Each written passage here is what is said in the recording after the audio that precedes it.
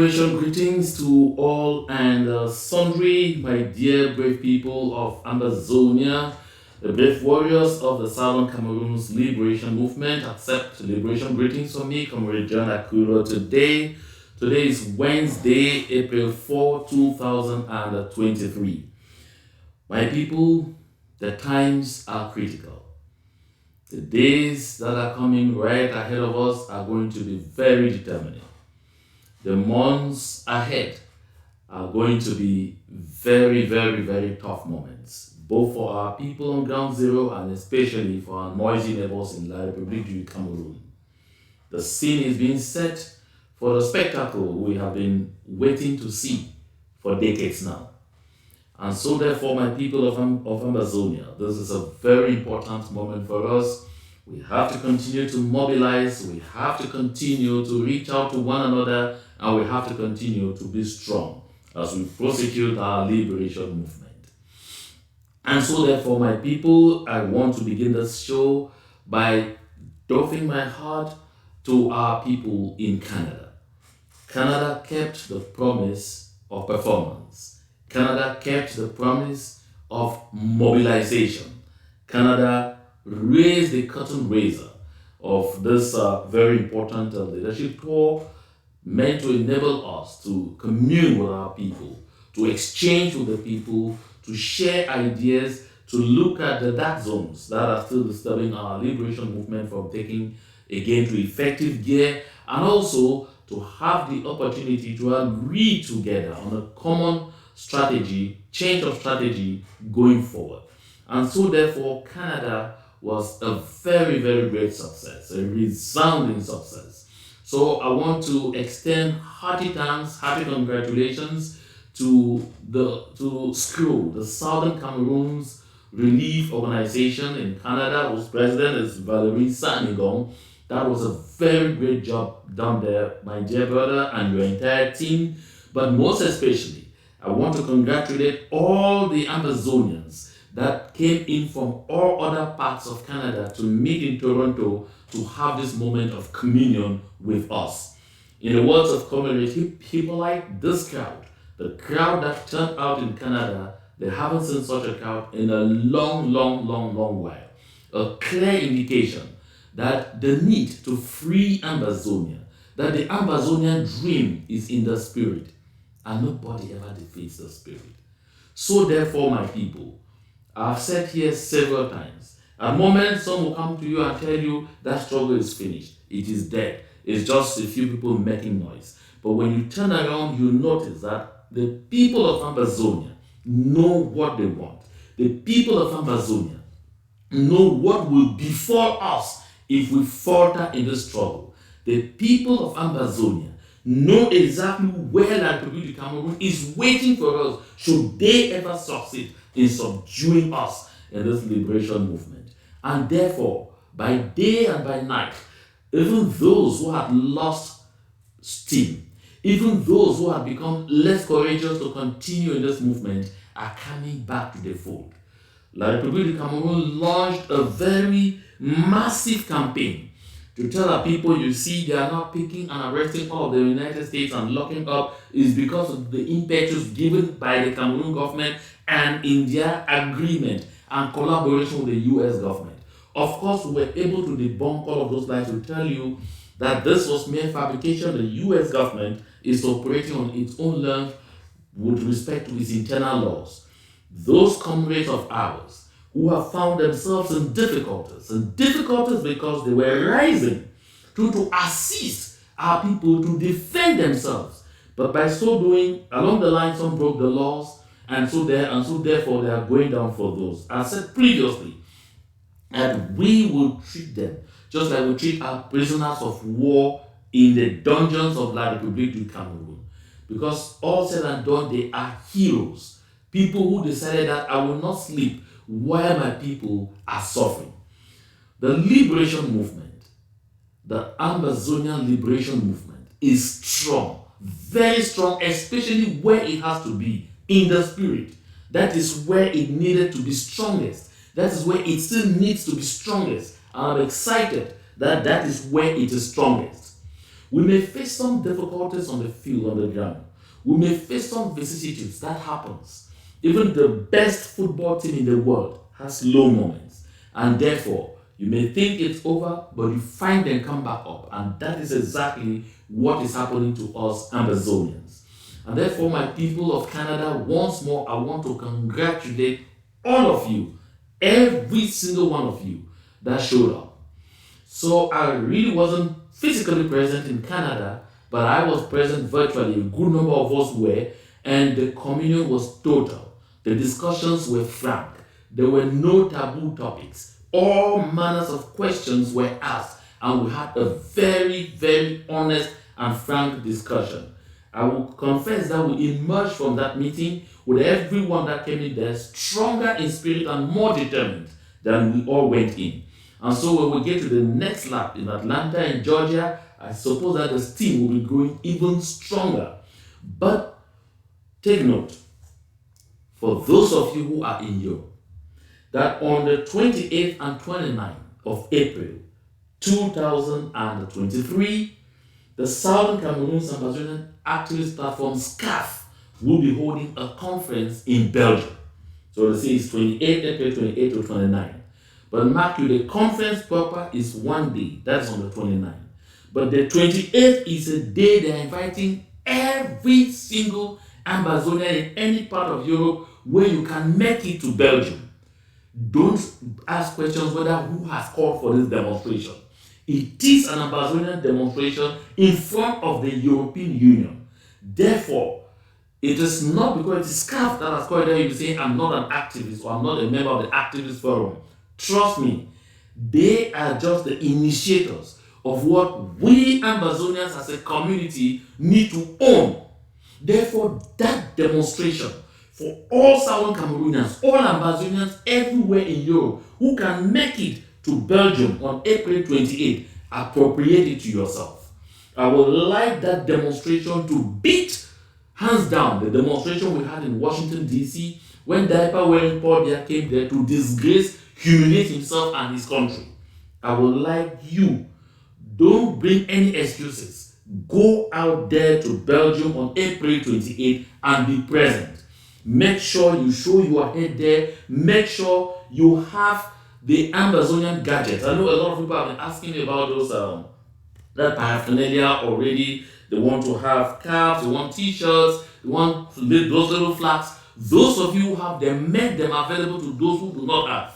So that on April 28th, 2023, in front of the European Union, we will see a sea of blue and white. Our people on ground zero want to see this, the rekindling of this mobilization in the diaspora, to remind them that we are all still strong, that they are not the only ones now left to be holding the forte. Canada already made a big show out of this. They made a big deal out of this. And that was excellent. That was wonderful. And I want, therefore, that even as we move to Atlanta, of course, the people of Georgia, our people in Georgia, will be looking forward to upping the ante. And then when we get to Belgium, oh my goodness, I like to see the crowds. The crowds come out there.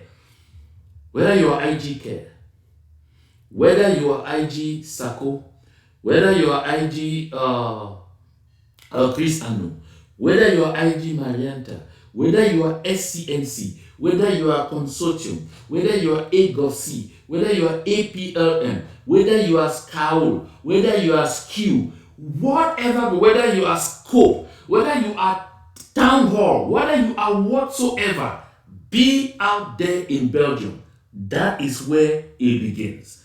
Southern Cameroon's first, then our groups, movements, and organizations later. So, on the 28th of April, don't miss that rendezvous. So, my dear comrades and fellow brothers and sisters of Amazonia, if you're just joining this show, share. Make sure you share the link. Share the link as much as possible, because we have to keep the flame of this mobilization burning. We have to make sure we continue to educate and carry our people along by day and by night. We have to make sure we continue by all means to show solidarity where there is need. That's why I'll stop here for a few seconds to extend my heartfelt condolence to the people of the great city of Victoria in Amazonia, where we had that unfortunate accident that claimed almost a score or more of our children. May the souls of the faithful departed rest in peace, but my people, know that I'm one with you in spirit. We must fight as much as possible to get these monsters of underdevelopment out of our land so that we will be able to appropriate ourselves our own development initiative. Get good roads where you will not have vehicles running into each other just because we're struggling to get a bypass. Good roads where the vehicles going to one direction will go in that direction. Those going the other direction will go that direction. Where we will have rules and regulations in place to protect our children, to protect the most vulnerable people in our community. My people of Victoria, my heart is with you all. May the good Lord give you and us all the strength to continue to resist this very strong and this very difficult moments. My people of Amazonia, the reason I say constantly that we have to continue this mobilization unabated is because, unknown to a lot of people, that time that we have been thinking would come is very close. Very close. The days ahead are going to be very, very intriguing. The months ahead are going to be extremely hot and even be completely explosive, especially with our noisy neighbors. We can see the scene being set for all of that to happen. But what we have to do is to make sure the spillovers of dynastic arrangements are not felt in our territory, in Amazonia. That is why we have to stay strong. That is why we have to stay committed to our movement. That is why we have to continue to put in our all to ensure that we don't falter. Because always recall, and at least I'm delighted that a good lot of people are recalling, exactly what will happen to us if like the Republique Cameroon were to succeed in subduing us. It is their avowed plan, their avowed ambition to subdue us at war. If they are treating us already the way they are treating, while we are still at this point, imagine what will happen if they finally conclude that they have subdued us. You will not even be able to cough. So my people, always think about this each time you are taking any decision or each time you are doing anything that can undermine this liberation movement. We have to be strong. And we have to avoid all kinds of sloganeering that undermines our quest to build bridges rather than burn them. This is something that is very fundamental. So again, if you're subscribed, always check your personalization settings. You check on the bell by the subscription button, and you click on that bell and you look at personalize. You click on personalize and make sure it's the past tense personalized. That will mean that anytime I'm having a show, you will receive notification. And make sure you share as much as possible so we are able to reach as many people as we can. Because I've told you always here that the Republique Cameroon is doing everything, spending a lot of money with the high-tech companies. You can see what is happening on Facebook, you can see what's happening with WhatsApp at some point, and now, of course, you can see what's happening with almost all the social media platforms. They are struggling to kill this education because they know that the more we know, the more we continue to be resistant and resilient. The more we debunk all the lies that are trying to sell to our people that this liberation movement has crashed. I said earlier that even the best team in the world has low moments. And before long, you think they are ended, you see them rise back from the ashes and begin winning trophies again. That is exactly how our liberation movement is unfolding. So my people of Amazonia, if you are just signing into this live show, fasten your seatbelt, get a glass of water or a glass of whatever you care, and get ready for a very interesting moment of conversation. So before we get to that, let's share this little moment with these very excited children. Unfortunately, the video is sideways, bear with me, but I like the beatings. Let's share it for just about 10-15 seconds. I will come back into the real business.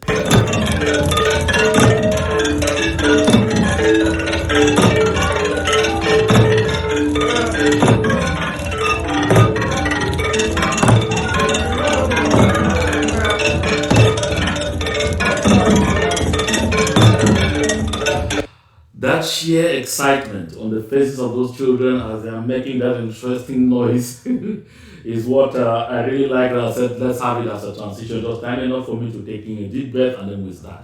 So, we have said it over and over and over before that, as a matter of fact, there is something cooking seriously with our noisy neighbors. That our friends, the people of La Republique du Cameroon, who for a long time have been operating under the dictates of the Republic of France, of La République Française, where they have installed dynasties all over here and there. Of course, we'll see what happened in Togo. It went from Nyasimbe Yadema to 4 Nyasimbe.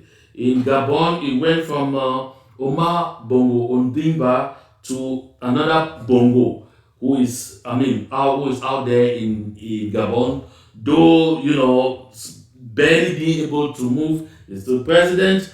We have seen that happen in Chad, where Idriss Déby Itno was shown the way, and his son is now the president. Déby's son is now the president in Chad, although they will tell you that it's just leading a transition, but which transition is having all the passes, military transition on the coup, having all the passes over and over and over. And so therefore, we have seen that France believes that the next place where they have to install this dynasty is in Cameroon. And that is why you can see things like this. When the French president Emmanuel Macron visited Cameroon, we all saw this coming. A lot of people made noise, say, oh, then some said, oh no, it's just that it's the president's son. But for his 41 years in power, several heads of state have visited Cameroon, but hardly did we find any moment where Frank was anywhere close to the audiences or to the events that were going on. As I said here before, the first time that I noticed that Biya, Frank was actually already being prepared, being groomed, getting ready for something, was when Mr. Paul Biya went to place the foundation stone for the construction of the new bridge over the River Vuri, or the reconstruction of the bridge over the River Vuri in Douala. At the official ceremony we had there, Frank Biya was in the official protocol, and questions were already being asked. True, that had known for a long time because it was a decree, although that decree was never made public anywhere, appointing Frank as special advisor to the President of the Republic. Of course, that was just meant to give him the opportunity to have a check of the government treasury regularly in terms of pay amounts nobody ever knows. But of course, Frank was already being prepared from that time. And then it went as if it was going off. That was prior to the 2011 presidential election. And so it just happened as if, it was going off. But they've been working steadily for a long time in the background.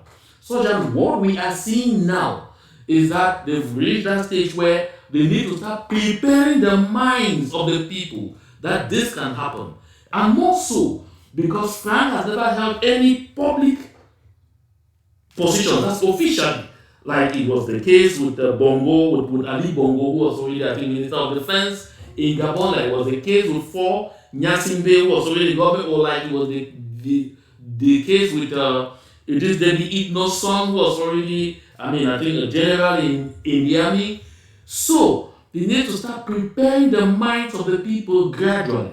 That's why we saw funny visits here and there to the Sultan of the Bamoun in Fumban, to the Sultan of Rey Buba and all that, to other places. In pretense, it was like just movements, but this is exactly what it really had been.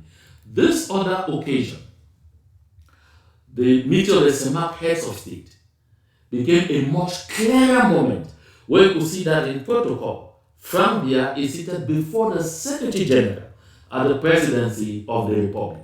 And some in one useless political party they call CPDM were quick to say, oh no, it's justified because it's the president's son, so that's a qualification. So he has to come immediately after the first lady and before even the first member of government that is seated on that ground. But it did not end here because most people thought it ended here.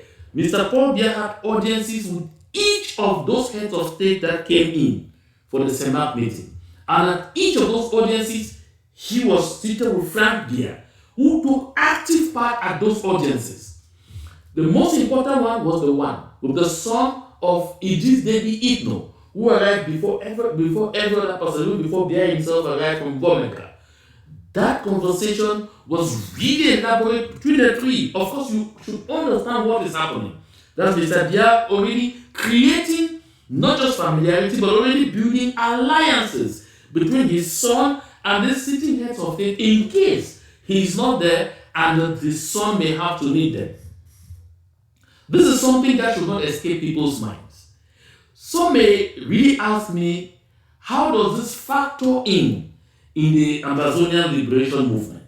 Yes, it does. Because there are still some people in our midst. They may be few, they are not the majority, they are an absolute minority, but they are noisy, all the same, who are still moving around and making some kind of stupid noise about, oh, perhaps we need to, stay in the federal, and the federalist, and this or that. They fail to understand that the dynamics that have been established in the Republique du Cameroon are such that coming out of the ongoing genocidal war that Republique du Cameroon is leading in Amazonia, our status is going to be worse.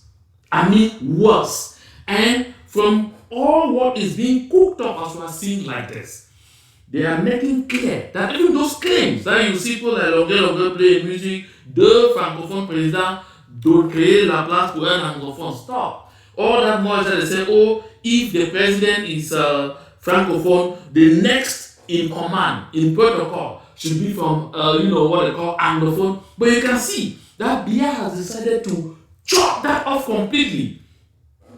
President of the Republic, Paul Biya, La République du Cameroun. President of the Senate, a Fossai, Paul Nyan defending Marcel, La République du Cameroun. President of the National Assembly, another Fossai called Kavaye Jibril, La République du Cameroun. Before you get down to the Prime Minister, Joseph John Gute, so it's about fourth or even fifth position in the protocol. That's not what it ought to be. But if locked in a battle like this one, where people have been complaining, oh, marginalization, oh, this and that, oh, dehumanization, oh, transforming us into second class or third class citizens, if it is at this time that they do that, this is to tell you that you can go to hell. And this will tell you that when we finish with you, even this fifth or sixth position in protocol that you're hoping, you will never see it. During all this period, all the structural projects, all the key structural projects that Mr. Paul Biya has put in place, none is in Southern Cameroon. No, not one. Of course, several dams are under construction, although they are never getting finished. Lompanga, Mvelu, Making. Now they are talking about Grand Ewe. They are talking about Naktiga. All of them that way. Nothing in the Southern Cameroons. Even after they destroyed our own power plant in Yoke. If they are doing this, whereas from end of 2016 to this day, we have been agitating, but they don't still care, then you think that they will care after they subdue us at war? I'm explaining all of this so you know. Because most people are just seeing that, oh, Frank Biya, okay, yes, the son of the head of state, he's a young man, he'll be different, he's coming here, he's talking that he'll be different, but let me remind you, this same Frank Biya is already involved with all the ills that his father's regime is notorious for. Number one, massive embezzlement and misappropriation of public funds. Frank Biya's name is cited in the theft of hundreds of millions from Camp Post. He was quoted as having gobbled 100 million, he along with Amu Bubelinga. Jean-Pierre Amour Belinga was in Polingi now, and Atanga Ponji. A good number of them. Frank Biya is involved. Frank Biya is quoted, not just quoted, he's noted as being that one whose company literally depleted the entire forest reserve in the east of the Republique du Cameroon, in the East Province, or call it East Region, or whatever you want to call it. And in all of the places where he was harvesting wood, where he was felling wood, felling timber and exporting as is, no school constructed, no hospital, nothing, no roads, no development in those areas. He crippled the entire forest resources of the East and left nothing for the people there. That's Frank Biya. I'm not talking about Paul Biya. That's Frank Biya. That's the one that they're telling you should come after Paul Biya. And so therefore, what are you expecting from him? To be any better? No. The only thing he has is youthfulness. That's maybe about 50. And so which means that if we were to live like his father, that's another 45 to another 50 years of developmental drought. Do we want to be part of such stupidity? Just take a look at this, because you need to know the corollaries that Paul Biya is preparing. Because knowing what even comes as part of this package, is very fundamental. I'm very disturbed what happened in Congo. 1 second.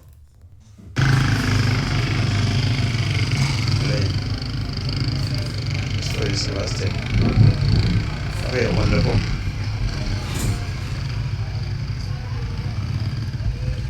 Those images you just watched, that's in Congo. But I'll come back to that. Because I was really disturbed about it, I said, okay, let my eyes flash over it again as I try to remind our people, those recalcitrant ones, those who will sit and conspire against this liberation movement, to see exactly what we continue to earn from being together with La Republique du Cameroon. Disaster, destruction, death, rape, intense, unbridled fear, all kinds of evil things. That is a lot from La Republique du Cameroon on a daily basis. So what's he talking about, Frank? Look at this. Biya sends strong message on father to son succession. Now, for those of you who are telling yourself that, oh, I belong to the Frankist movement, because there's something called Frankist movement. And I see you'll be holding some meetings in Biya or all over the place. They're even renewing their various organs in preparations for, seeing how Frank Biya will take over power in La Republique du Cameroon. So they are not shy about anything at all. And Paul Biya had his club of friends. And that club of friends are the same and only people that Mr. Paul Biya has been recycling over and over and over and over since 1982. That same club of people.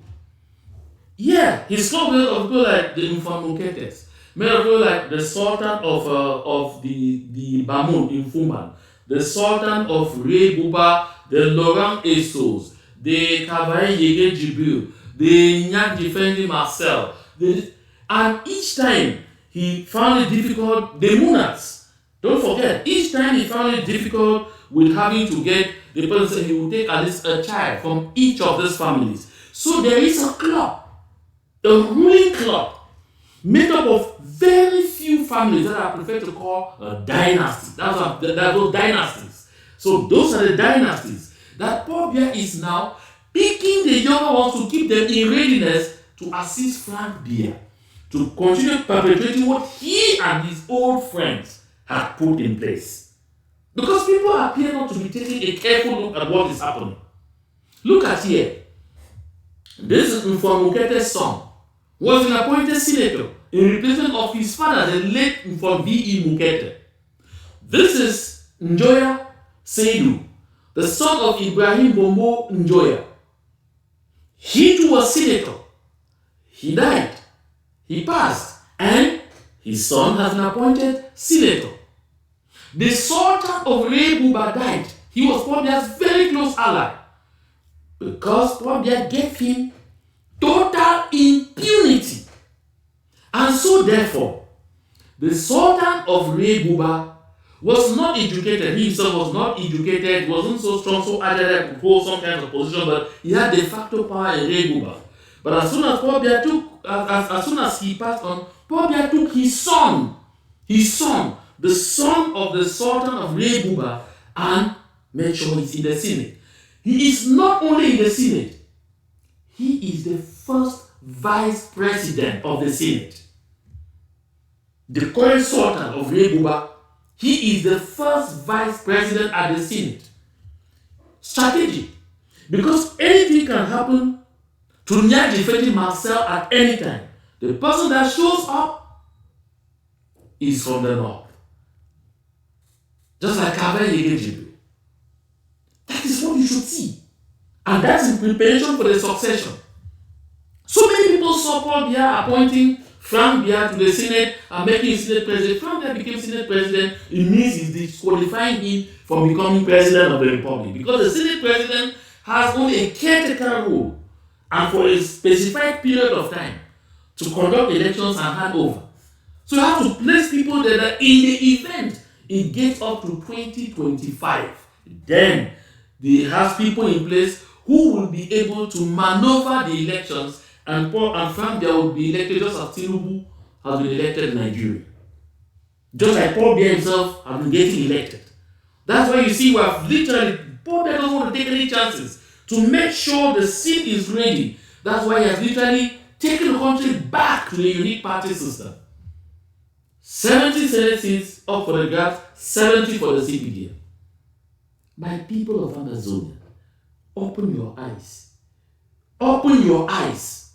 I see some young people in Amazonia being deceived, being misled, to the point where they are getting into this thing called frantic movement thinking that belonging to you will be another way of benefiting. You will have pecuniary benefit. You eat bread, you eat sardine. Maybe if you are very lucky, they will add a bottle of beer on it or a bottle of soda if that's what you take. But at the end of it all, you are only being brought in to gap fill to promote these dynasties that Paul Biya is setting in place. So he's making sure, before long you see, you will have to look for Laurent Eso somewhere put in another place. Look for the son of Beruba somewhere put in. Look for the son of Kavai Jibril, there are already many of them in the system. Position them. Look for the sons of Rene Emmanuel Sadi. Look for this, all of those people, that club. Since Simon Achidi Achu died, he's been looking for someone that could bring the image of Simon Achidi Achu. And that's to say this is the son. But look among the sons, he's not been able to get anyone. And through Jonathan Mejini has been propping himself up as that son of Simon Achidi Achu that should be brought in to do justice to the soul of Simon Achidi Achu, who was a member of the club. This is what is going on. Yet people are there joking, people are sleeping, people are there clowning. Look, while the Frankist movement is moving out there, like I said, they are going to be having meetings like, there's going to be a meeting in Yaoundé on April 5 at 6 p.m. by the Frankist movement. And that meeting, of course, they're inviting their members from all over their country, including those misguided young people in Amazonia that are joining this thing in the pious hope that they may get something. You are going in there again to mortgage your own future and to mortgage even the future of your children. Those that are born, those that are yet to be born. I'd like everyone to know this. But they want to create a diversion here by claiming, because that communique is signed by the national coordinator, Alain Fidel Owana. Of course, it will always be the Owanas. So, they are going to create a diversion to say that they are launching a massive campaign to get people to register into the voters' registers, to put their names into the voters' registers in preparation for 2025. They want to deceive you, deceive us, to focus on 2025, whereas they know pertinently that this matter will be decided before 2025. That is why I'm calling on our people. I'm urging each and every one of us, forget those stupid internal queries that we're having and focus on the objective. We need to fundraise now more than we have ever fundraised before. We need to become more mobilized now more than we have ever been mobilized before. If you have been playing that stupid role of black leg or whatsoever, know that even you will not be spared. It is your own future too that you are mortgaging for at least the next 50 years again. So don't come here and ask me, what is our business inside there? No. These dynasties will happen on you. Yes. After from Mukete, of course, the other Mukete is now being prepared to become as powerful as Father. That is the one they will use in your community to subdue you. In Fumba, they will use the dress to subdue everybody. In the north, they will use the sort of Yoruba to subdue everybody. And they are doing that across the board. You are not seeing those that are being appointed director. You are not seeing those that are being appointed secretary general in ministries. You are not seeing those that are being appointed ministers. You are not seeing those that are being forced, literally appointed to positions of mayor, member of parliament, senator, and the likes. You should open your eyes. We need to get these people out of our land before this calamity that is preparing to befall them extends again to our land. This is why I bring this conversation. And it's absolutely important that we all follow it. This dynastic establishment is not for our good. You will listen right ahead when I bring in Eric Matthias Onangini, the one they call Moen, who used to sit there and say, no, everything in Amazonia is not false. He himself will be telling you here how bad and how horrible La Republique du Cameroon is, that we should not even bother at all for any second to ever think that we need to have anything to do with. And while you, some of our young people are there joining something, I'm sure even those from Bui, from Kumbo, are there to join and say, I'm calling them and say, hey, I'm a member of the Frankist movement. I'm a member of the Frankist movement. While you are there saying, from there, Ayop, see what they are doing in Kumbo. This is what they are doing in Kumbo. Look at if the talks of Mr. Paul there like this in Kumbo, after they were outdone by the breakers, this is what they did to our people. This is where they descended. If you are from Bui and you are supporting this kind of thing, you are from Amazonia, you are supporting this kind of thing, just look at the level, the standard where they have brought us. These are people's businesses, futures and everything down. And they turn around and come and tell you that yes, we are here to fight for you. Oh Lord, have mercy. Lord, have mercy. Lord, have mercy on the people of Amazonia. This is why I keep calling on us. Let us continue to do the needful. Let us continue to do the needful. Let us continue to do the needful. While all this is happening, let's see a success story somewhere. I don't know how you did this in 50 years. You look at history. Who does this? Show me anybody else that has done this in 50 years. I'm waiting. Show them to me. This wasn't done by money. Money doesn't produce visions. Visions produce money. So this is Dubai. This is Dubai that you are saying. Having traveled to Dubai, he couldn't believe his eyes. He left from mighty America and traveled to Dubai. He couldn't believe his eyes what he saw. He couldn't imagine what was right before him. And done in only 50 years. 50 years. Almost about the time. That's about the time that Biya has spent at the helm of a country called Cameroon. In 50 years, this gentleman you are seeing here with his vision. You've had leadership over here that were visionaries. Yes. Great visionaries. And their vision was more about the people than the money. Because you can't accomplish this in 50 years without loving your people first. Because the people are the ones that's benefiting from this. Look at your health care. Look at your road system. Look at your highway system. Look at your airports. Who does this in 50 years? But who benefits? You're going to care about those people. It's something to be learned about what's been done over here that could be duplicated in the world. Because there's people with this much money. You just don't have people with this much love for them. So, I'm just taking you out of nothing to cross through this because it makes me laugh.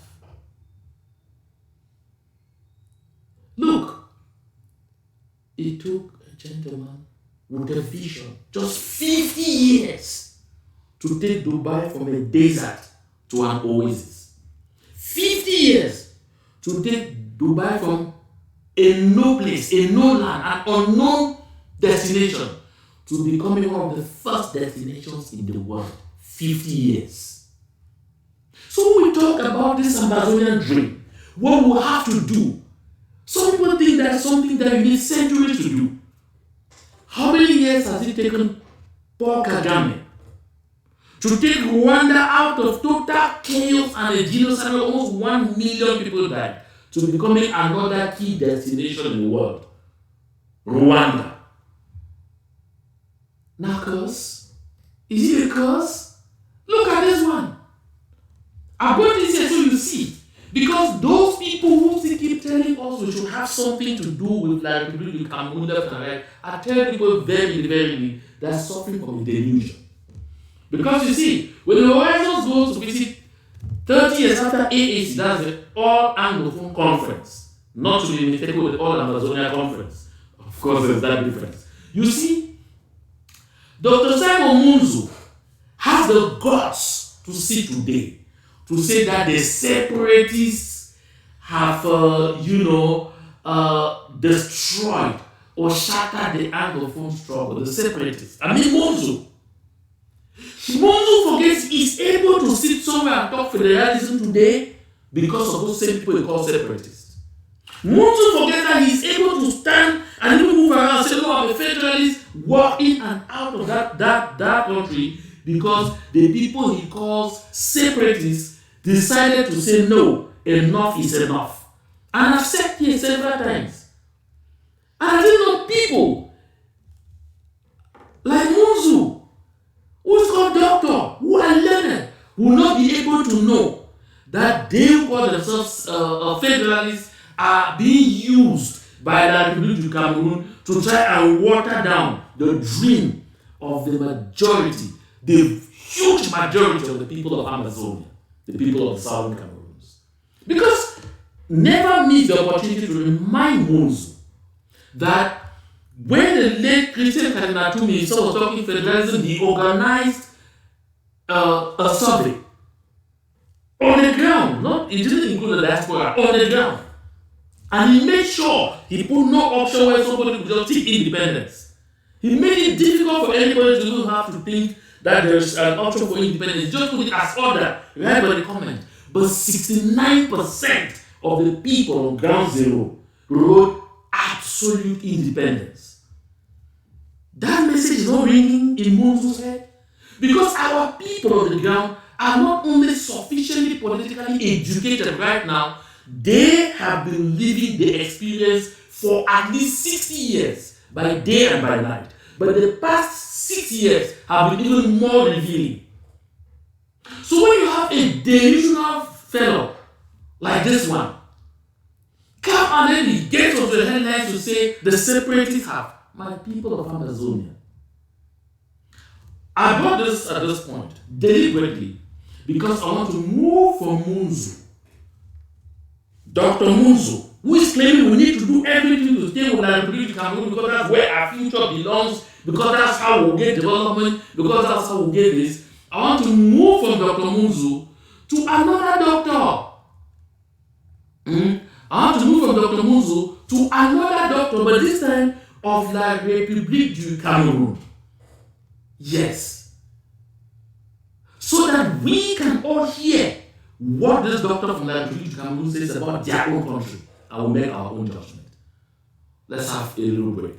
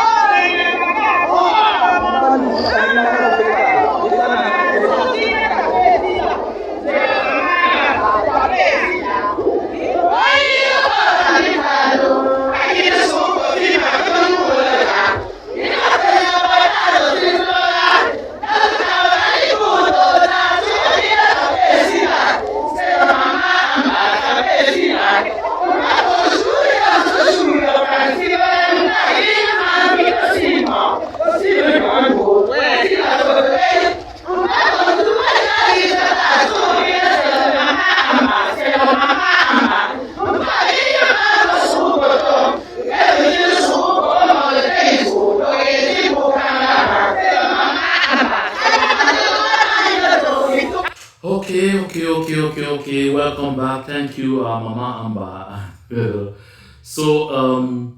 I guess we move straight to Eric Mathias Le Owonan. Cameroun souffre. So, my people, we will listen to Eric Mathias Owonan here, and we will discuss progressively as he goes. We won't be long on this. It's about 7 minutes long, but we're going to be pretty shorter than that, just so that you go to grasp, hear what he says about their own country, and tell me if after having knowledge of this, any right-thinking person should say that have anything to do with such a country. When you have an option, just listen. Du fait que c'est un pays dont la gouvernance est profondément désaxée. C'est une gouvernance profondément, il faut ajouter profondément désaxée. C'est un pays qui n'a pas une direction politique et institutionnelle sérieuse. Did you hear that? This is Eric Mathias Owonan. I want to reintroduce him better. Eric Mathias Owonan is called Professor Eric Mathias Owonan. This is the one person that you constantly watch on Vision Cap TV on the thing called Club Delivery. Always came there to say, I think there's someone say on the paper, say, par la force. This is what kept saying. They must use force in Amazonia. After fighting, militating for this and doing everything, the time had dawned on him for him to sit down to do a careful analysis of his own country. Very, very uninviting for any person who has another option. And for us, the other option is that we didn't have to belong in the first place to such a moribund system, to such a sterile system, to such a horrible and despicable system. He says himself that the governance of Cameroon has no vision, both politically or institutional. Absolutely no vision.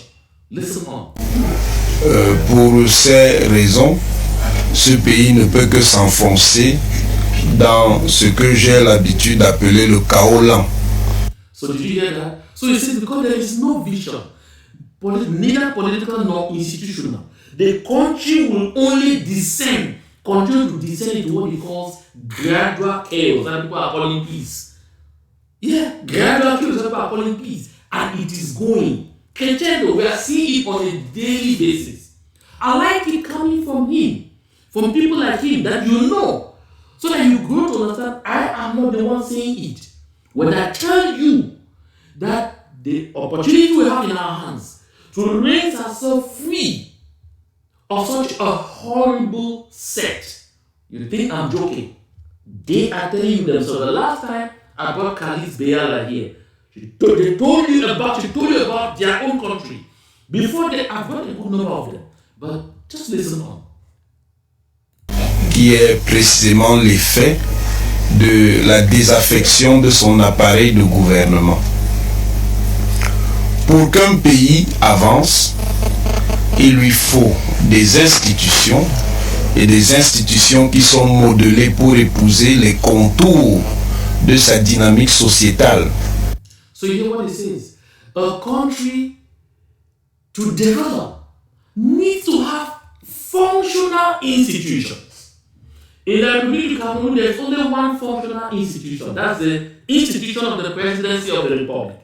All the other arms, so all other institutions of the state are under the stranglehold of the presidency of the Republic. If you're in the United States of America, you see the justice system, the way it is operating. You even hear them investigating the president's son, and the president will not say a thing. He hasn't even the power to influence the course of justice. You see them investigating a former president, even indicting him. The government cannot interfere. Why? Because the judiciary is independent. You hear about Congress saying no, the executive, you cannot do this. They impeach. They say no, you cannot. The president will take this. Congress says no way. Senate says no way. Because the legislative branch is independent. So the three arms of government, the executive, the legislative, and the judiciary, each play their roles, and the watchdog, that's the full estate, therefore, is a free press.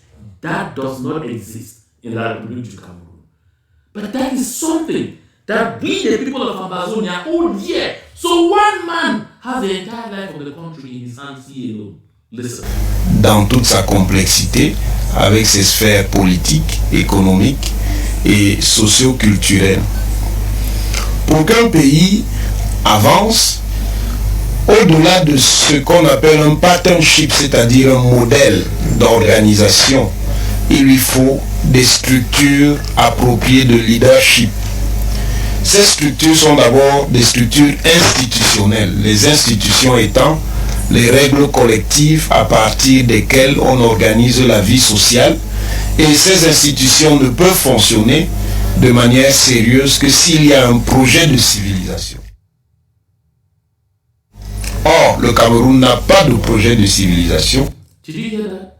He's explained how the country is demented, destroyed, how the country is being completely reduced to nothing because the country has no civilization project. What is talking about civilization? No development project, no vision, no plan to make sure that everyone in the community feels a sense of belonging, no project to make sure that at least they're able to meet the needs of the majority of the people. No.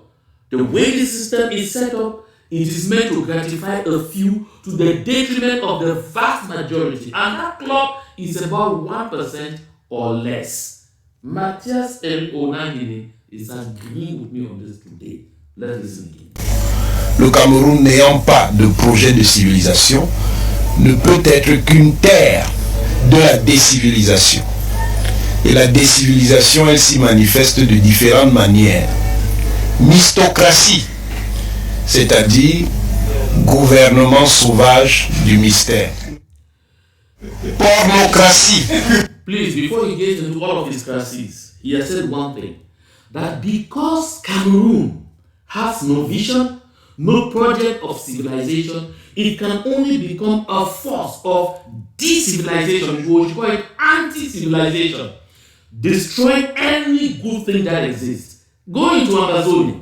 What have they done? What is the influence of the Republique du Cameroon there? Number one, they are struggling to undo our own educational system and enforce an educational system of permanent dependence. That is what the Republique du Cameroon is doing. Why? Because they have no vision. So they can only be anti-growth, anti-development, anti-forward-looking.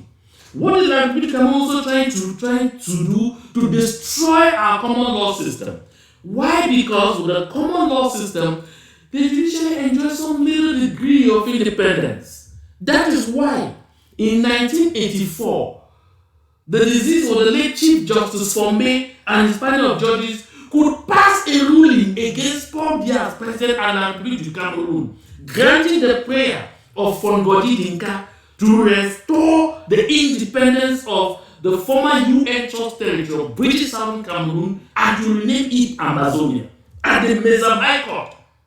Ask for that ruling. If you haven't seen that ruling, ask for it because it exists. And I've just called the name of the lead judge who was on that panel when they passed that ruling and they called it the Restoration Law. Why? Because when Paul Biya signed the decree in 1984, changing the name of the country unilaterally from the United Republic of Cameroon to the Republic of Cameroon, it was an act of secession from the Union sealed in 1961. Because the Republic of Cameroon was called the Republic of Cameroon in 1961. Southern Cameroon was called Southern Cameroon in 1961. When the two came together in October, they all dissolved, gave up their names, and Southern Cameroon became known as West Cameroon. Republic Cameroon became known as East Cameroon. And the name of the country became known as the Federal Republic of Cameroon.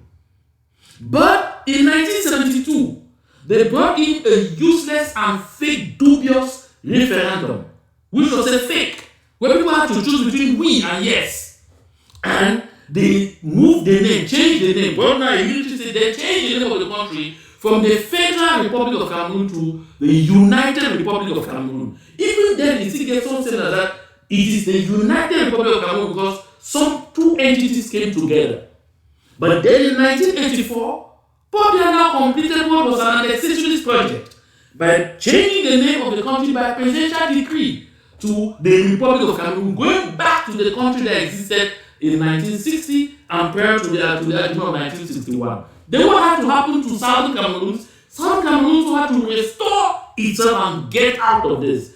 And the beauty of our common law system was that a judge could sit at the Mesa High Court in Bamenda with a panel and rule that the Southern Cameroon now has the right to restore its independence, and granted the prayer because a courageous man, Chief Godidinka, that's from Godidinka, His Royal Highness from Godidinka, had the courage to rise up and sue, and invited Paul Biya in person to court twice. He never went and never sent any representative, and by default, the ruling was passed. That is the beauty of the common law system.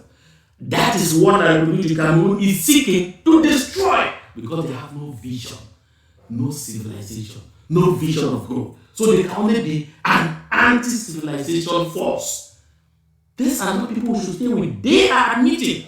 I've said this several times, that if someone tells you who they are, believe them the first time. Those who are still talking federalism or still talking unionism and everything, you want to take us back? Recall, I've always said here, anytime you settle for less than you deserve, you will end up with less than you settled for. Anytime you settle for less than you deserve, you will end up with less than you settled for. Let's listen on. C'est-à-dire institutionnalisation de la pourriture et organisation d'une société qui est fondée sur ce que j'appelle la pourriture vivante des institutions.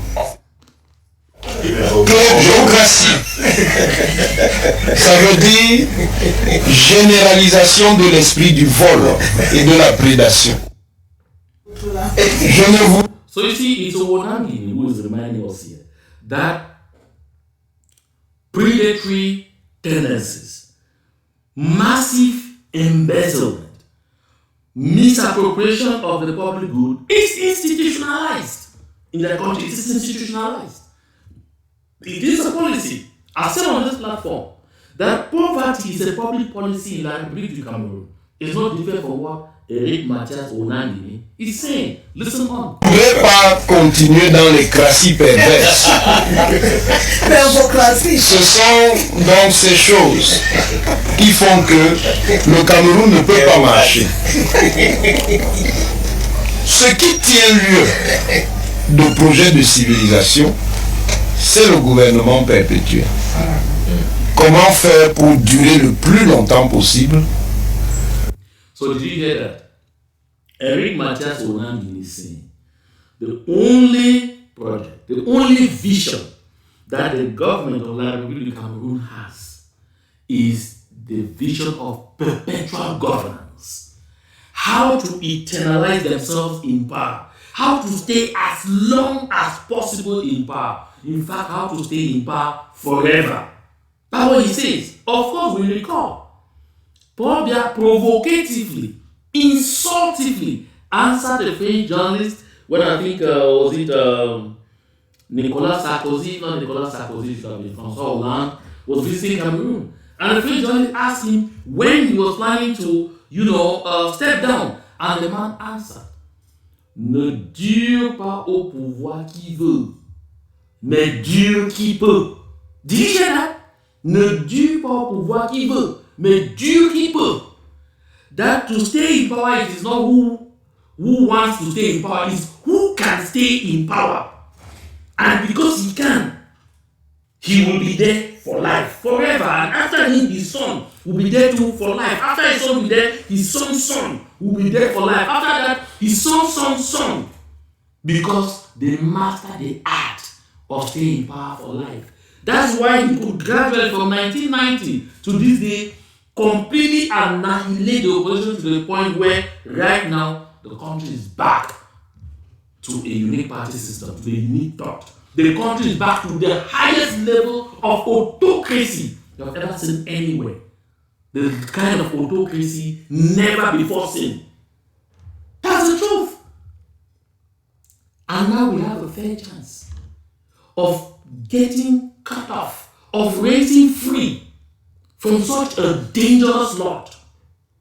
And people like Munzu, and people like those who move around and call themselves elite, like those who move around and call themselves senator, MP, mayors, people who move around and call themselves CPDM, my barhead, people move around and call themselves, like that's the kind of system they want us to hang in. Those who move around and call themselves Frankies. Futureless people. That's a futureless setup. That is a construct with no perspectives. Who does that? My people of Amazonia, anytime you want to be angry against any of yours for some missteps, think about the consequences being offered by the alternative. And tell yourselves, this missteps, at least we can catch our people and we can correct them. But with like people to Cameroon lie. And that's what they said before, that don't go into a system where there is no freedom. Mais durer pour durer. Voilà. Rester pour rester. Une esthétique de S'éterniser pour s'éterniser. So you get that? Durer pour durer. Rester pour rester. Se perpétuer pour se perpétuer. S'éterniser pour s'éterniser. That is, they are not even seizing power, wanting to hang on to power forever because they are doing anything. They just want to be there. They are not doing anything good for the people. They are not bringing any development. They are not doing anything, but they have to be there. They just want to be there. I like this admission. C'est donc ça qui crée l'emballement dont le Cameroun est victime. Et cet emballement, comment il se manifeste? Il se manifeste par la neutralisation de tout le potentiel immense de talent qui existe dans le pays. Il y a une politique d'abord qui consiste à coopter une partie des gens qui portent ce talent. Now you hear this. He's explaining that the only way such a system survives is that it begins by identifying people who have talent. And they do one of two things. Either they neutralize you or they co-opt you to become part of them. Listen to that. Not because they are co-opting you that you should become part of them, so that you should use that your talent in doing anything for the state, just to make sure they co-opt you, they bring you close and put the explosion or the expression of that your talent under control, under check. If you don't want to give in, they neutralize you. Neutralize means they either kill you or they make sure that you are totally frustrated to the point where you end up dying by yourself, or they force you into exile. Like too many of us were in exile. So when they identify talent in you, they have to make sure they neutralize that talent one way or the other. And that's why you see some very brilliant young men in the community and women who, look like the light that those communities where they really come from could have been counting on to see their way through. But the CBN will make sure they co-opt you, they flatter you into the system. Once they flatter you into the system, you are brainwashed totally to the point where what you do doesn't become anything. And you hear someone now sit down and say, oh yes, although I'm in the CPDM, I'm a progressive CPDM. Who is the chairman of the progressive CPDM party? Is there anything called progressive CPDM? Fallacy! Fallacy! Lies! Mais cyniquement, ce n'est pas pour les utiliser à des fins collectives. C'est pour les neutraliser et liquider leur capacité constructive. Et c'est ça le grand malheur du Cameroun, c'est d'avoir organisé un système de cannibalisation de ses intelligences. You hear that? He says the biggest doom of Cameroon, that Cameroon's biggest doom, the biggest misfortune is the cannibalization, let me use this word, of all the talents in the country. Yeah. You sit somewhere you want to work, say, qui t'a demandé de travailler? Qui t'a demandé? Who asked you to work? Were you placed here to work? You were placed here to eat, and eat that's what you have to do. Oh yes. Some people are going to place, I want to achieve this. Before they ask you, who sent you there to achieve? Did they tell you that they sent you there to achieve? Oh my goodness. I was a communications consultant for quite some of those people in government. Some who got into the spirit that no, we really have to change these things. We really have to. But before long, they saw for themselves that the only thing that you do to please that system is install inertia. If you want to be so hot, you want to achieve, you want to work, if you travail plus que qui, you want to work more than who? If you realize plus que qui, you want to achieve better than who? My friend, sit there. If you think about Dutch, talk to a lot of those people. I am talking from first-hand experience. I'm not talking from hearsay or from imagination. No, from first-hand experience. Look at people like Amadou Vamunke. He is in prison because when he got to CRTV, he decided that he needed to reinstate meritocracy because he saw that in CRTV, 98% of those who were office holders were appointed because of one form of affiliation or the other, not because they deserve to be there. And so he launched a call to tender for each of the key positions in the corporation. You will come up or compete, come prepare a project, say what you intend to do when you're a director, or you are sub-director, or you are this. It was at least for director, and I think there's many directors, and there's some positions of that could seem like a deputy director. Defend yourself, tell us when you take over, this is what I will do, this is what I will do to change this department so that we should attain this objective. When they started, oh my goodness, it was the talk of the place. Before long, the system came in. They clamped down Bamuke. Who told you that is meritocracy we want here? I can recall, I was then at CST Bamenda. People like God Besing Romanos, who is also there today, still moving around saying CBDN. People like God Besing Romanos, I don't know if it's in, because it's a while that I'm not saying it. So, senior colleague, forgive me if I have faulted by saying that you are still in a call that you might have left. So, he went to Yaoundé, put in his file, defended until the information that trickled down was that he was actually the best and he went right to the final. But in the end, when appointments came up, he was not even given the post of chief of service. Because the system prevailed and Mr. Bamuke himself said, so with confidence, I pray that I should be able to record just even 5 to 10% success in choosing the best. 5 to 10% success, that was finally target. Because he discovered that it could not work. That is the system that we are running away from. That some people are fighting so hard to force us back into a self-destructive system. Eric Mathias, tell them. Soit en les réprimant à l'extérieur du système, soit en les étranglant alors qu'on les a cooptés dans le système. C'est un système qui vit sur la base de la corruption fondamentale de sa population. Did you hear that? It's a system that survives on the fundamental corruption of its people. Of course, that is why you find somebody working in the public service. His monthly income, that his salary, is 45,000 CFA. 45,000 CFA. But this person lives in a house where the rent is 80,000. That is already almost 2 times his salary. This person has a wife, has children, has a family, and runs a car. Goes to work every day. And nobody ever asks, but how do you get money to pay for these rents? In the United States, they will ask questions. Even when you buy a house, they will investigate you. They will ask questions. They want to see what you are doing. Are you earning money enough that enable you to rent this kind of house? They will investigate. The people who will give you the house want to check to see that you have proof of the income that you have to rent this house. But in Republique, I'm telling you, somebody is on 46,000 and lives a life of 300,000-400,000. You find another is on 150,000, but has built a house worth 150 million. Is riding a car worth 80-something million. Nobody asks questions because the system survives when everybody is completely corrupt and everybody's hands dirty. Because you can't talk. You know that anytime when you talk, they have enough reason to cuff you and to lock you up. You can't cough, you can't talk. And that is why it's difficult to tell the civil servants go on strike.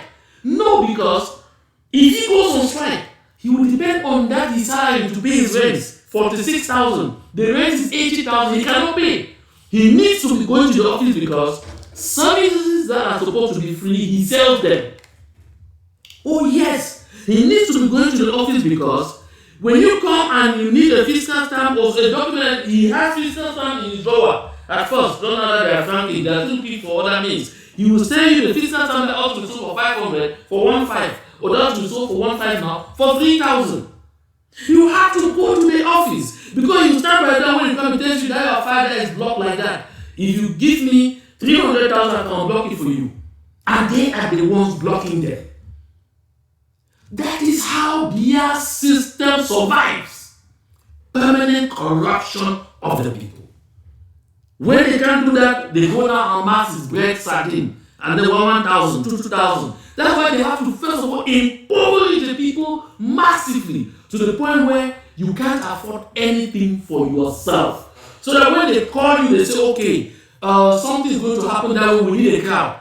Go and bring me 500 people, 2,000 francs for each person, or 5,000 francs for each person. The person who has received the contract to look for another person will then say 4,000. The one person who will now start looking for people who needs a point person will say 3,000.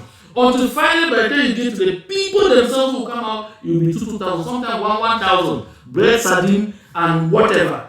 And the people will come out there to mortgage their own future because they are horribly poor. Horribly poor. And they are counting on that to churn from Biya in power. Listen again. Régule la population par le jeu du management de la faim. On affame pour mieux contrôler. On affame pour mieux contrôler. Bon. Et on contrôle par le rationnement du clientélisme et des avantages qu'on distribue. Did you hear that? They control you by impoverishing you totally. Make sure you are totally poor, seriously hungry. Let me tell you, I've said here a lot of the times that even those that they recruit in our communities in Amazonia as blacklegs and all whatnot is because of that rampant poverty. They succeed in finding these people who have not seen 5,000 with their eyes for at least a year, and they download you that you have 100,000. They begin by giving you 5,000, 10, and you are ready to auction your entire village.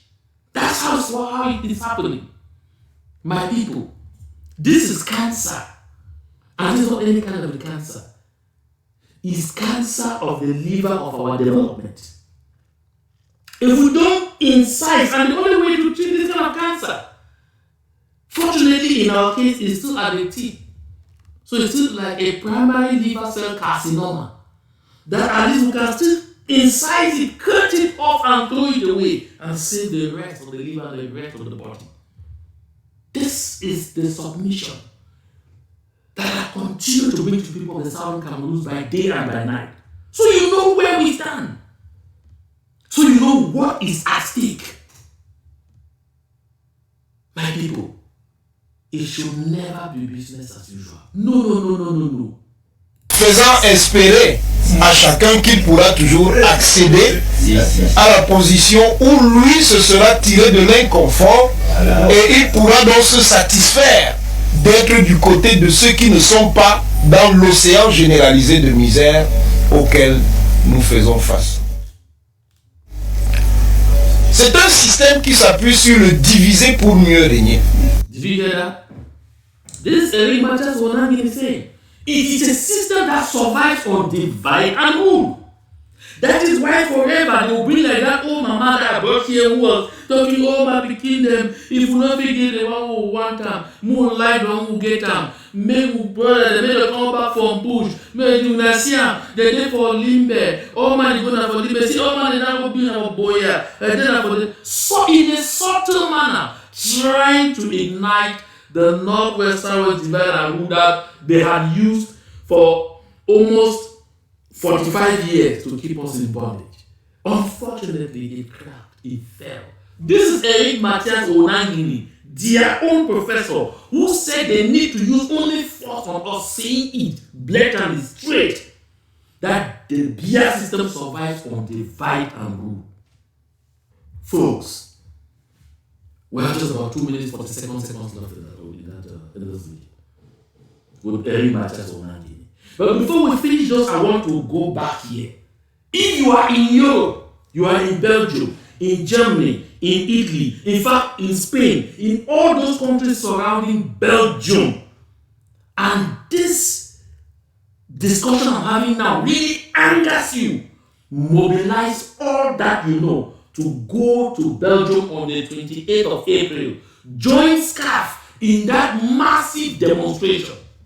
Some will tell that those demonstrations don't pay, but they continue to raise the morale of our people on ground zero.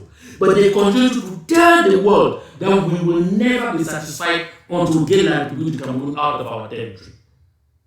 Arise with holy anger and make calls today. Call, carpool. Make carpooling arrangements.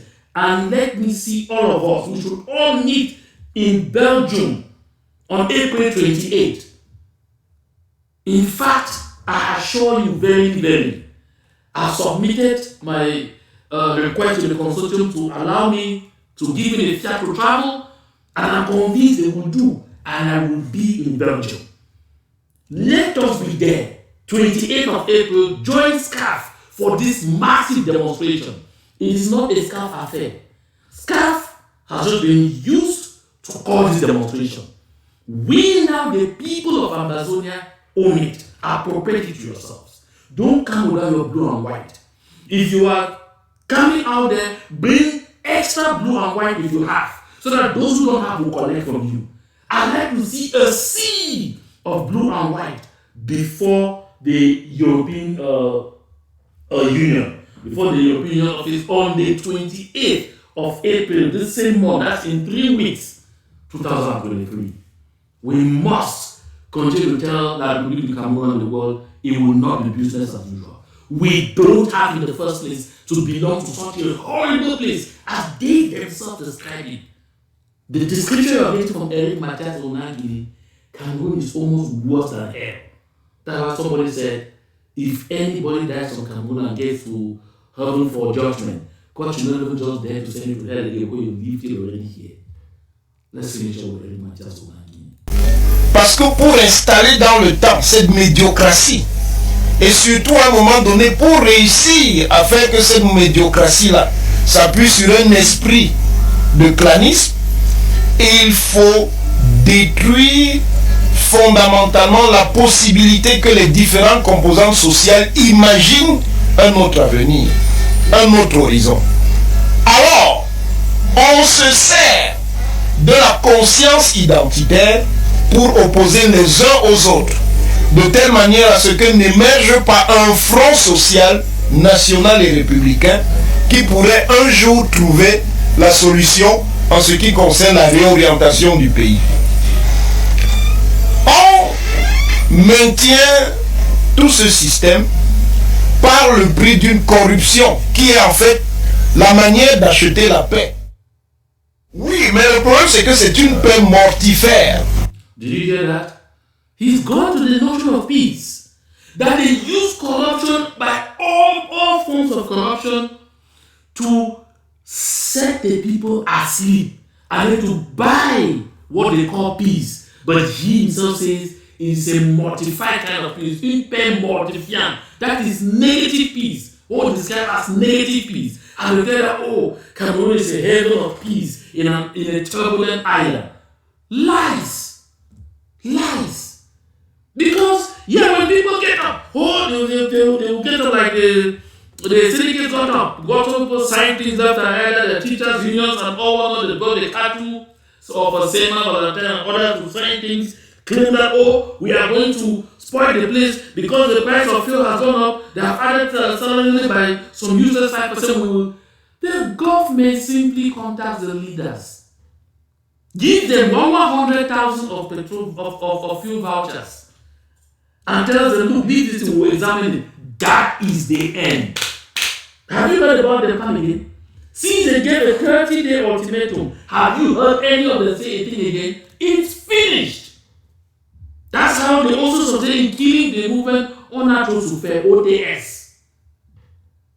That bribery, corruption, they were ready to spray all the money they are supposed to use in bringing development. They prefer to spend spending is giving 5,000 here, 10,000 there, 2,000 here, 1,000 here, and all of that. And how does he hold the military? No! The most corrupt institution in the Republic of Cameroon is the military. Oh yes, if you are doubting, ask a Sinemenye. When the Sinemenye became Minister of Finance, he sat and one of his relatives, who works with the Ministry of Defense, came to the office and said, I also want Boma. He said, what is Boma? Boma was a code name given to a corrupt practice whereby they create areas for people in the military. They give you and then they delete it in the system. Whereby they create money for you, that it is family allowance or whatever, or they just create a loan and say you have asked for the government loan that they give, advance salary, 3 months, whatever, they cut the huge money and give you and delete it in the system. The military have their line, nobody ever goes, as the people of the Supreme State audit, if they have ever been allowed to audit anything at the military. No! So that the people are so seriously corrupt and they are part of the entire corruption. That's why, no matter what they do, the military cannot rise in the Republic. They will not. Don't count on them. I think those who do not have, they are allowed in the latitude to extort from the public as much as they can. Don't think they don't know they're extorting. How many times have they seen gendarmes collecting money on the roads? Policemen collect, they don't care. As long as they are collecting that money and they are satisfied, they are happy that they have the power to collect it. And yes, in power, Sava, they don't care about anybody. That is what Eric Mathias Onangini is revealing here. And that's what I've said there before. But I like this collaboration. Oh, Eric, tell us. Qui tue à petit feu? Elle tue à petit feu, mais elle tue. Le bilan de ce système, qui a effectivement une logique comateuse, au moins semi-comateuse, c'est que si vous le prenez sur une trentaine d'années, et si vous êtes capable d'en faire la statistique, vous allez vous rendre compte qu'il est plus destructeur qu'une guerre. Parce qu'il tue plus que la guerre. Il tue plus que la guerre en plongeant les gens profondément dans la misère, une misère qui les déprime. Et le pire, c'est que... So are you hearing what Eric Mathias Onangini is saying? He says this kind of system that Paul Biya has put in place kills more than war. Because you die gradually. You die from misery. You die small. That's gradually. Yeah. That's they dehumanize you. Psychologically, you are broken. Everything, you are crushed and everything. But you keep saying, on va faire comment? What will we do? Eric Mathias Onangini is revealing today that this system kills more than war. That is why in Ambazonia we are saying, we are already sacrificing right now. Let's sacrifice all the way to the end and end it and cut it off so that our people will live a better life. Which is best? Solving the problem once and for all, or postponing it and then you go dying gradually like they did with Sam Sawyer. That is what this system is. That is what the Biya system is. That is the fire, the Armageddon in which Munzu and all of those who support federalism are urging us to go into.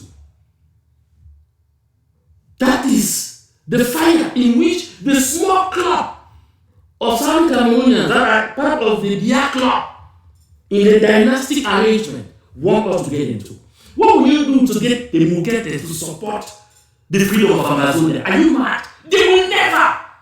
Because they are part of the club, of the elite club that are chopping. So what Paul Biya is that he goes to every single region, picks a few people, and he then uses you to clamp down on your people to maintain him in power.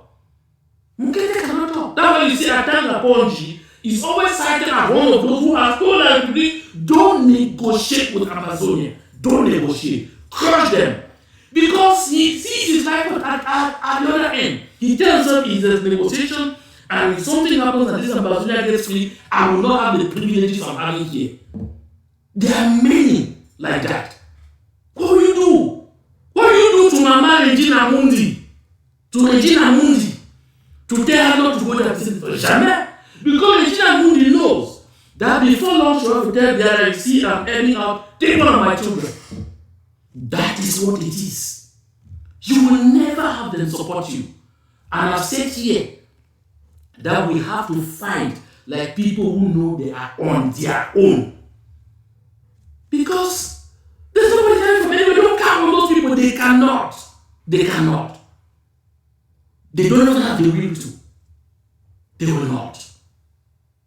La misère n'est plus réservée aux catégories populaires, elle a attaqué pratiquement aussi les couches moyennes. Il ne reste plus donc qu'une toute petite élite qui est complètement préservée de cette misère parce que cette élite-là a choisi la logique du pillage systématique. So you see, you confirm what I'm saying. There's just a tiny elite that are not part of this misery. So they will send them to come on.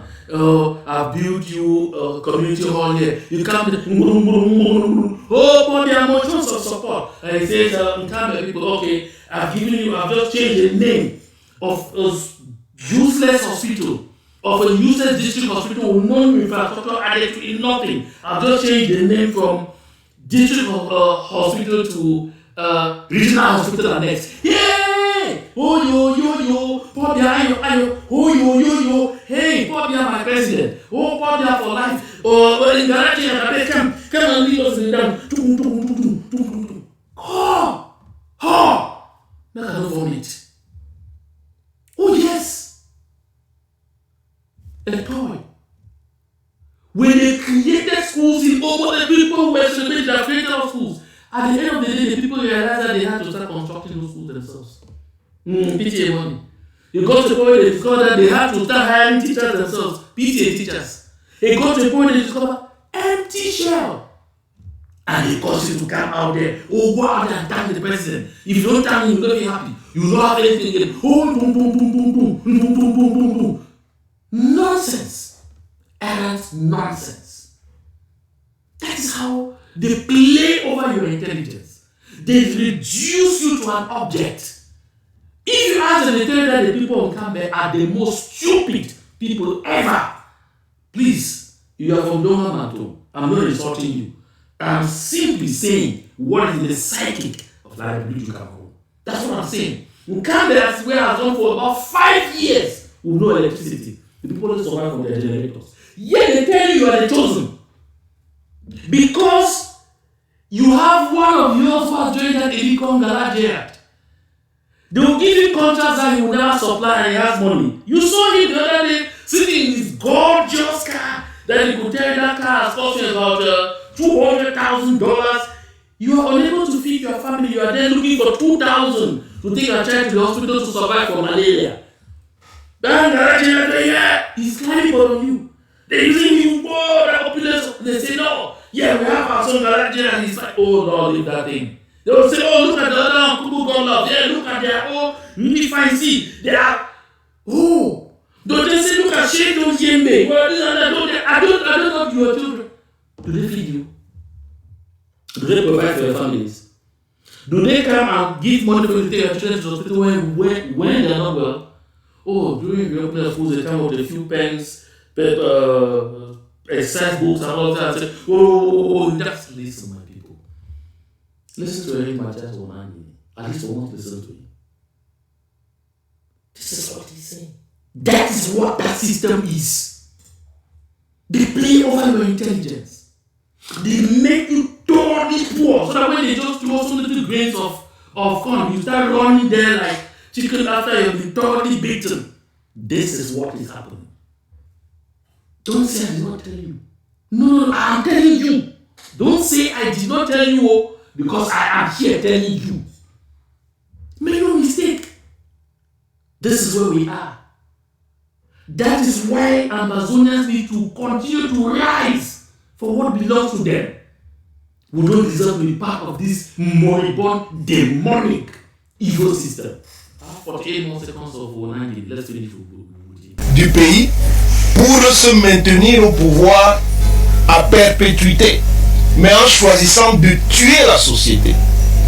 À partir de ce moment, et ça je vous l'ai déjà dit, le Cameroun est déjà profondément en crise et il n'y a plus d'issue non critique. See, since Cameroon is now totally plunged in a huge crisis, there are no more critical minds, nobody say anything goes. Sugar and salt taste the same on the dying tongue. Thank you, Matthias Eric Onangini. I said the last time that thinking is difficult. That's why most people judge. This is the time for us to stop judging each other. This is the time for us to stop bothering about, oh, this one did not stand well, or that one did not. No, listen. This is not the time for us to bother, oh, that one they say is big 5, big 4 plus 1, or big 5, or big whatever. I don't know where those slogans are coming from. This is the time for us to rather wear our thinking cap. Thinking is difficult, but it is necessary. And most important, we have to think our way out of this bondage with the Republique du Cameroon. Please, as I end this show, I'm thanking all of you for paying careful attention. Thanking all of you for spending this time on this show with me. Those of you in Europe, don't forget to be in Belgium on April 28th with SCAF for that demonstration. Don't forget. Those of you in Atlanta, start getting ready. Mobilize as much as you can to come out for the next stop of the leadership tour. And those in Minnesota, start polishing your shoes and getting ready. And of course, building your accounts, because we need money, plenty of money, to get ourselves out of this hell on earth called La République du Cameroun. Thank you everyone for paying careful attention. Share this video, and especially I'll be right back right here. God willing, God be the glory.